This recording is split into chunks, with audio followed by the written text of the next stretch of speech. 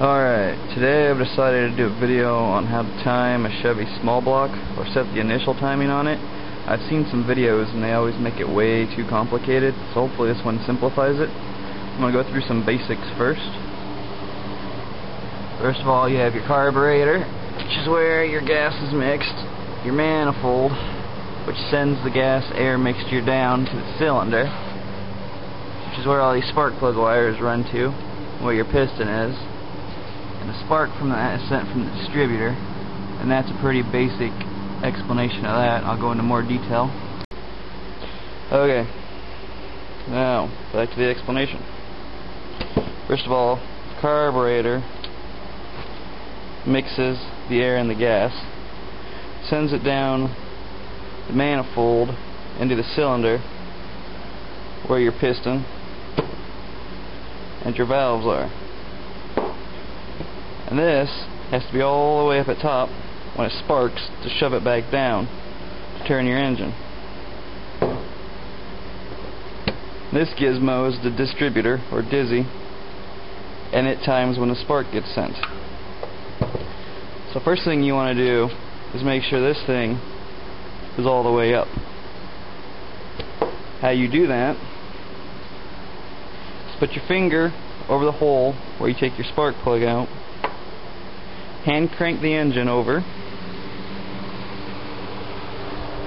which you can do by getting a wrench or socket down on your crank and turn it over by hand, or you can bump the key over if it's all hooked up, and with your finger over the hole where this came out of, it'll start to push air out. When it starts to push air out, this is coming up. Now, the reason it's pushing air up is you have two of these. These are valves. One of these opens to let the air and gas mixture in. Then it closes. And then when the air and gas mixture is in, this moves up to the top and sparks, exploding the air and gas, shoving this back down. So when both of these are closed, when you turn it over, the air is going to be pushed out of the hole you took your spark plug out of. On the next stroke, the exhaust valve opened up, and that lets the exhaust out. This actually comes up, and when it goes down, your intake opens up, exhaust is closed, it sucks the air and gas mixture in, then this valve closes, this comes up, explodes, kaboom, shoves this back down, then your exhaust valve opens and your piston comes back up and it goes back down and it starts over. So you want to put your finger over the hole, take your spark plug out, put your finger over the hole, crank the engine around until you feel air rushing out. That means both valves are closed and your piston's coming up.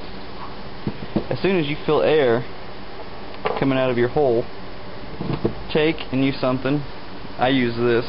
It's just a very flexible wire, and I shove it down in the cylinder, so that through the same hole my finger was over that I took the spark plug out, and it hits the top of the piston. It's soft, it's round, it doesn't scratch or harm the piston, but as the piston comes up, it pushes this wire up. When it stops going up and starts going back down, you can crank it back a bit until it's on top dead center. That's as high as it will come out. And as I said, you want something soft that's not going to damage the piston or scratch it. Plastic coat hangers I've seen used. I use this, it's baling wire. So now that you have this top dead center, that is where you want to start setting your timing. Now I would suggest, this is dependent on the engine.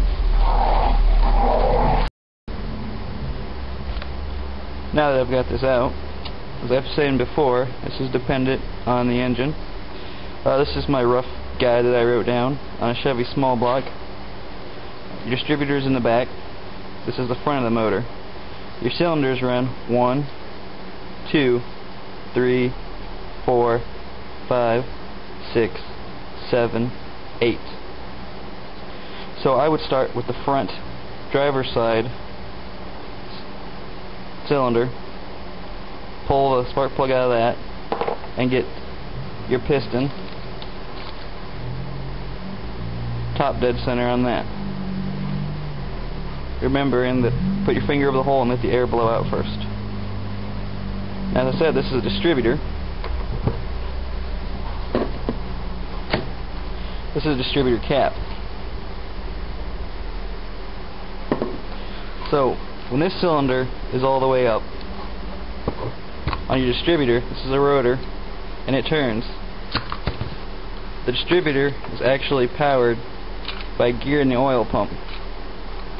And it turns this gear, which turns this, and everything inside the engine is timed up to be ran, your crank and everything else, in a sequence. So when you pull your cap off your distributor, this should be set somewhere, anywhere, sitting, and it shouldn't really turn. It should wiggle a little bit. You shouldn't be able to turn it like this. It should just turn at hair. But once you get this on top dead center for your number 1 cylinder, look and see where this is pointing. Now this prong right here spins around, and what that does is when this is on number 1, these are towers on your distributor cap. There's a little metal peg sticking out in the bottom here, all the way around it, and as this thing spins, everywhere this touches a metal peg, it opens a circuit and sends a current through, which sends power down your spark plug wire to your spark plug, which sparks, and you want this top dead center. So you have your number 1 spark plug, or number 1 cylinder, all the way up, top dead center. If you replace your distributor, you take it out, or you put a new cap on, or you're trying to check your timing, however you do it, there's one key thing that you should know. As I show you on this diagram, 1, 8, 4, 3, 6, 5, 7, 2, back to 1. That's how your timing runs around your cap. Now, the thing to remember is, generally, this will be 1, 8, 4, 3, 6, 5, 7, 2, and then 1 again. It doesn't have to be like that. This can be 1. This can be 1. However, if you make this one go to 1 and go to your first cylinder, it has to go to the first cylinder.